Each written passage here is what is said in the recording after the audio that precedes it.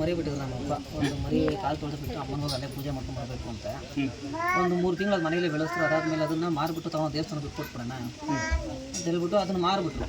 ಅದಾದಮೇಲೆ ಒಂದು 3 ತಿಂಗಳು ಬಿಟ್ಟು ಅವ್ರ ಹತ್ರ ಐತೆ ದುಡ್ಡು ನನ್ನ ಹತ್ರನೇ ಐತೆ ಅಮ್ಮನ ಕೊಡ್ಬೇಕಾದ್ರೆ ನಾನು ಮಾರಿರೋ ತಪ್ಪು ಏನಾದ್ರು ಕಾಣಿಕೆ ಹಾಕ್ಬಿಟ್ಟು ನಾನು ಕೊಟ್ಬಿಡ್ತೀನಿ ಸರಿ ಅಂತ ನಾವು ಸುಮ್ಮನಾದ್ವಿ. ಅವರು ಅಷ್ಟರಲ್ಲಿ ಅವರು ಸ್ವಲ್ಪ ಆರ್ಟ್ ಪ್ರಾಬ್ಲಮ್ ಸ್ಟಾರ್ಟ್ ಆಯ್ತು.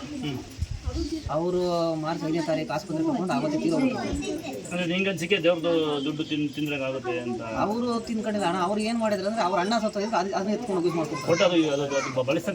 ಬಳಸ್ಕೊಂಡವ್ರು ಅವ್ರು ಎತ್ಕೊಂಡು ಅವ್ರ ಅಣ್ಣ ತಿರೋದ್ರು ಅಂತ ಅದಕ್ಕೆ ತೊಗೊಂಡು ಬಳಸ್ಕೊಂಡ್ಬಿಟ್ಟವ್ರು. ಬಳಸಿ ಬರುತ್ತಲ್ಲ ಅವ್ರು ಬಳಸ್ಕೊಂಡವ್ರು ನಾನು ಹಾಕ್ಬಿಟ್ಟು ಕೊಟ್ಬಿಡ್ತೀನಿ ಅಂದರು.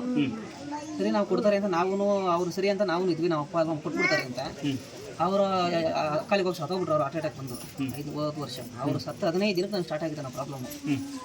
ಆವತ್ತಿಂದ ಇವತ್ತವರೆಗೂ ಪ್ರಾಬ್ಲಮ್ ಅಲ್ಲಿ ಊರು ಯಾವ ಸ್ವಂತವರು ನಮ್ಮ ಚಾಮರಾಜನಗರ ಅನೂರು. ನೋಡಿ ಯಾರು ಬರ್ತಾರೆ ಇದು ವಿಡಿಯೋ ಮಾಡೋ ಉದ್ದೇಶ ಅಲ್ಲಾದರೂ ಏನಕ್ಕೆ ಮಾಡ್ತೀವಿ ಅಂದರೆ ವಿನಾಕಾರಣ ಗೊತ್ತಿಲ್ಲದೆ ಮಾಡೋ ತಪ್ಪಿಗೆ ಸಮಯ ಇರುತ್ತೆ.